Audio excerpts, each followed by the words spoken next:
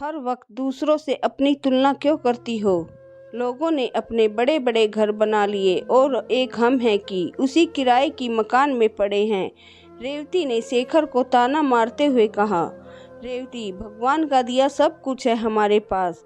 क्या कमी है हमारे जीवन में? सुख सुविधाएं, पढ़ाकू और आज्ञाकारी बच्चे, अच्छा स्वास्थ्य, समाज में इज्जत और सबसे बड़ी बात परिवार का साथ।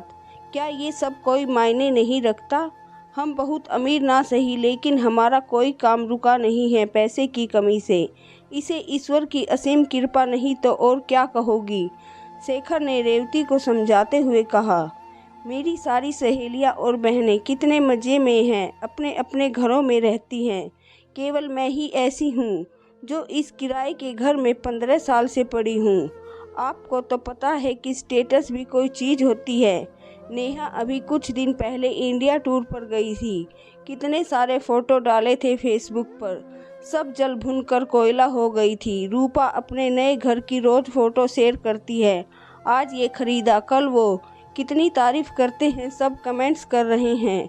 रूपा तो फूली नहीं समा रही थी। लोग घूमने जाते हैं, पार्टीज करते हैं, बच्चों को सास ससुर के पास छोड़ सेकंड हनीमून पर जाते हैं। एक हमारी घिसी पिटी बोरिंग जिंदगी में सब कुछ अच्छा होगा पता नहीं।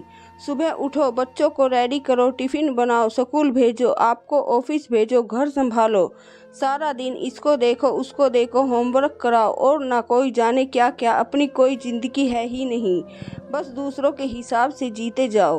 कभी पति का तो कभी बच्चों के चेहरे ताकते रहो कि इनको क्या पसंद है क्या नहीं। रेवती गुस्से से बेकाबू हो चुकी थी। तनाव और निराशा के चलते उसका सुंदर चेहरा विकृत सा होने लगा था। शेखर काफी दिनों से ये बात नोटिस कर रहा था कि रेवती दिन ब दिन हीन भावना का शिकार होती जा रही है।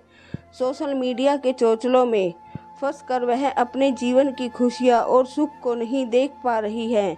सोशल मीडिया की चमक दमक से प्रभावित होने के कारण निजी जिंदगी और घर परिवार पर ध्यान नहीं दे पा रही है। शेखर के चेहरे पर मुस्कान थी। रेवती को प्यार से पास बिठाते हुए बोला, ये वही रूपा है ना जिसका पति उस दिन उस सुंदर सी लड़की के साथ रेस्टोरेंट में मिला था और हमें देखते ही बंगले झांकने लगा था।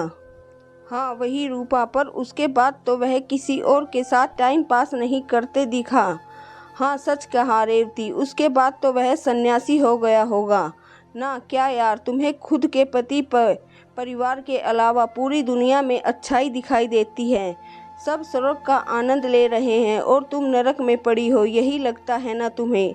रेवती, इस दुनिया में हर किसी की जिंदगी में कुछ सुख कुछ दुख होते हैं और ये हमारी सबसे बड़ी कमजोरी होती है कि हमें अपने जीवन में कमियां ही कमियां नजर आती हैं और दूसरों के जीवन में खुशियां ही खुशियां। एक बार इस सोच को पलट कर देखो, तुम्हारा जीवन खुशियों से भर जाएगा।